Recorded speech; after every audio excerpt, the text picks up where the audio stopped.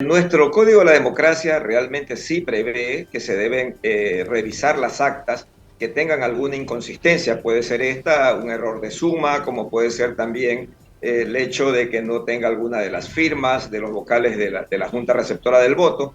Pero con lo que ya hemos visto en el avance que tienen las diferentes preguntas, en el caso yo he visto hace un momento que ya están cerca más del 95% de las actas procesadas.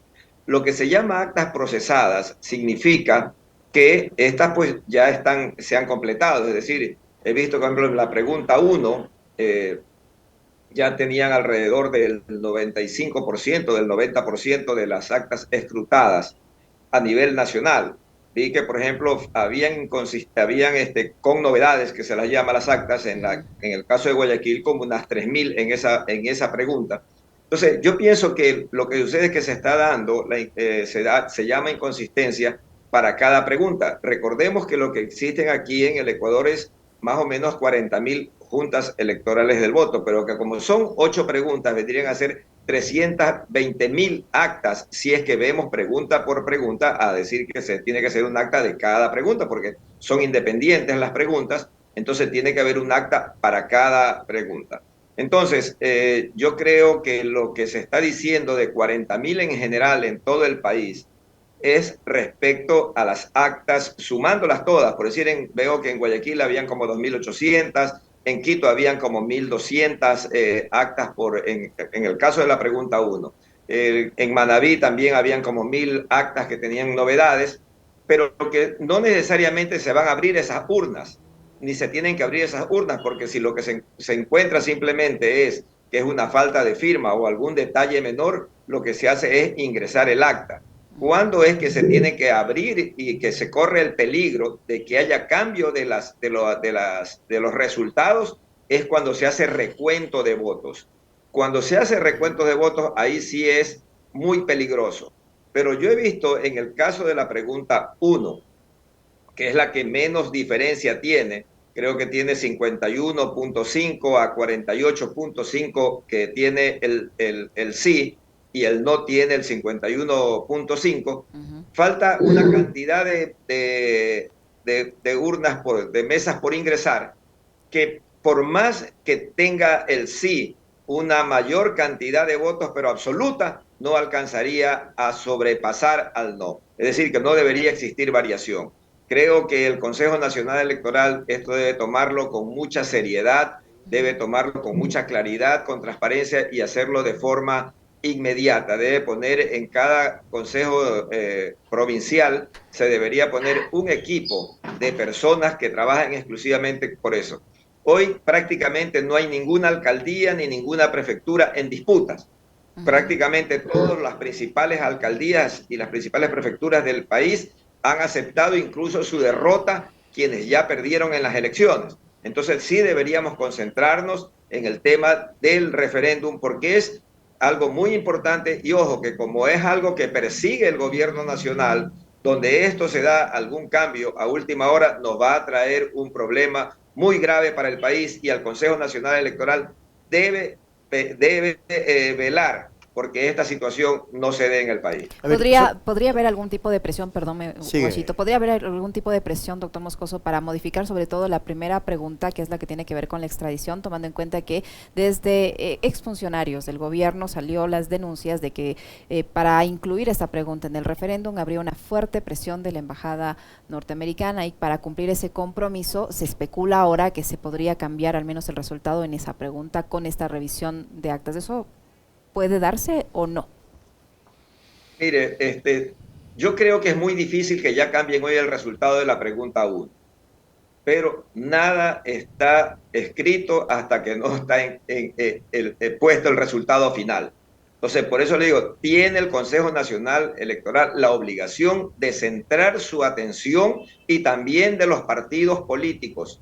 Los movimientos y partidos políticos deben que su personal, si es que se llegan a abrir las juntas o sea, Las es urnas. decir, recordar los votos en la pregunta 1, debe llamar la atención y debería existir una movilización general de la ciudadanía, no solamente, obviamente, a través de los partidos políticos, de los movimientos políticos que están en contienda y que están interesados en lo que pasa en el país para que esto no suceda. Doctor. Pero pienso que quien más necesita que esto no pase no exista ningún problema en esta pregunta principalmente es el propio gobierno nacional, que luego del resultado que ha tenido, pues está herido de gravedad y solamente empeoraría su situación si es que se da alguna anomalía ya en un resultado que es prácticamente imposible, numéricamente es imposible que haya una variación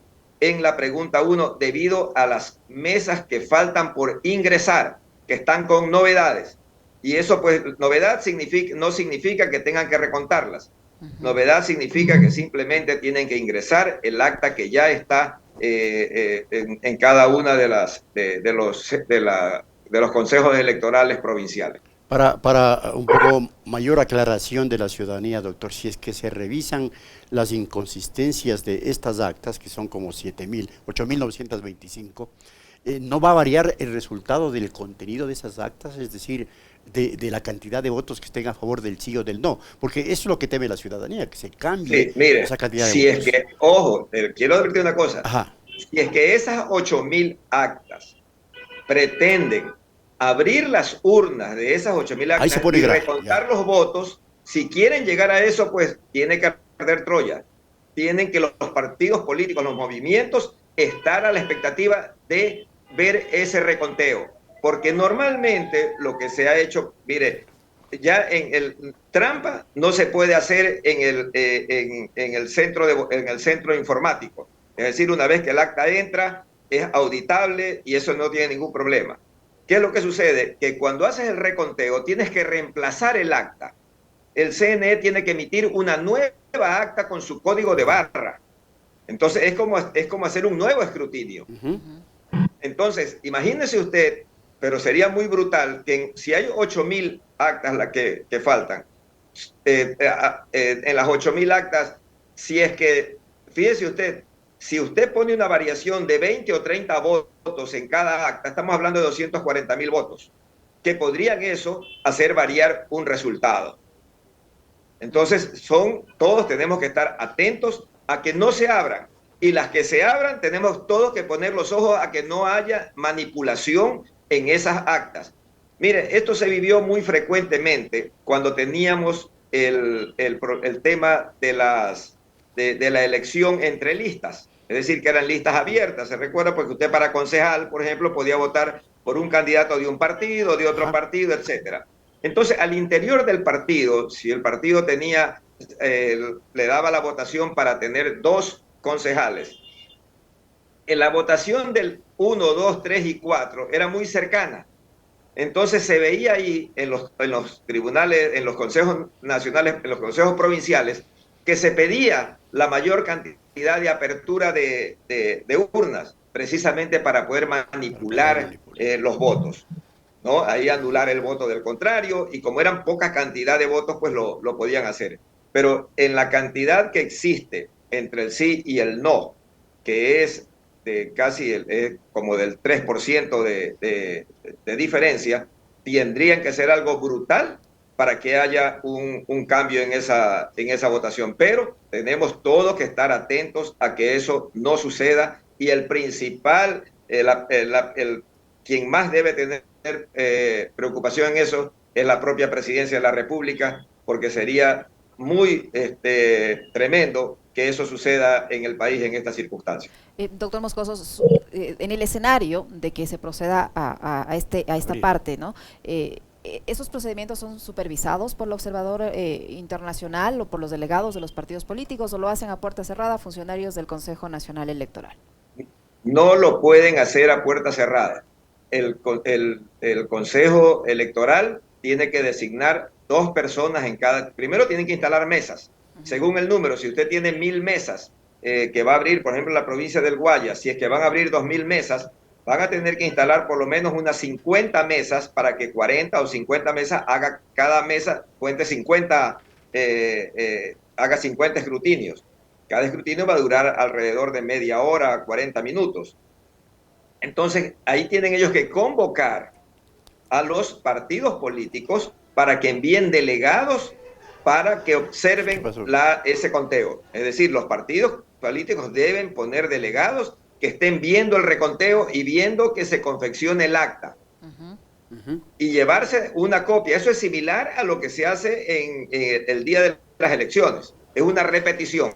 Si el CNE lo quiere hacer a puerta cerrada, pues no se lo debe permitir. Y no creo que el Consejo Nacional Electoral en ninguna de las provincias se atreva a hacer esto, ¿no?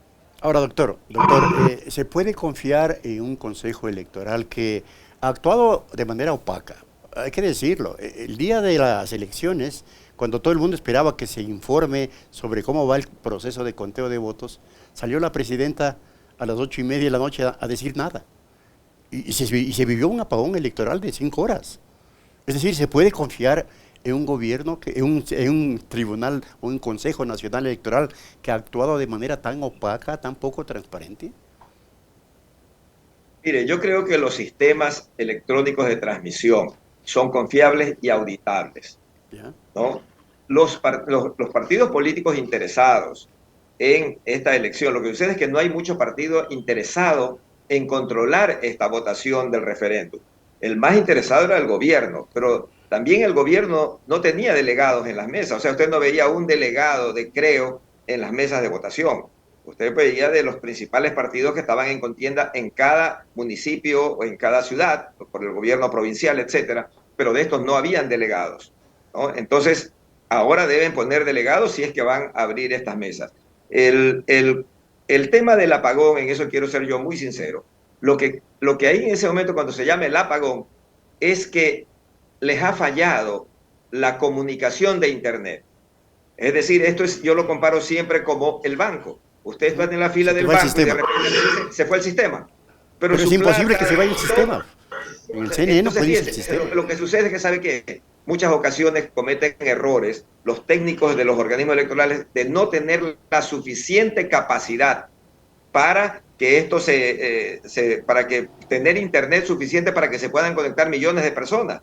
¿Qué es lo que resulta? Que consideran que, tenemos 18 millones de ecuatorianos, pues se conectarán un 20%, habrán 3 millones conectadas, entonces necesito tal capacidad de Internet. Pero resulta que ahora se lo ve desde todo el mundo.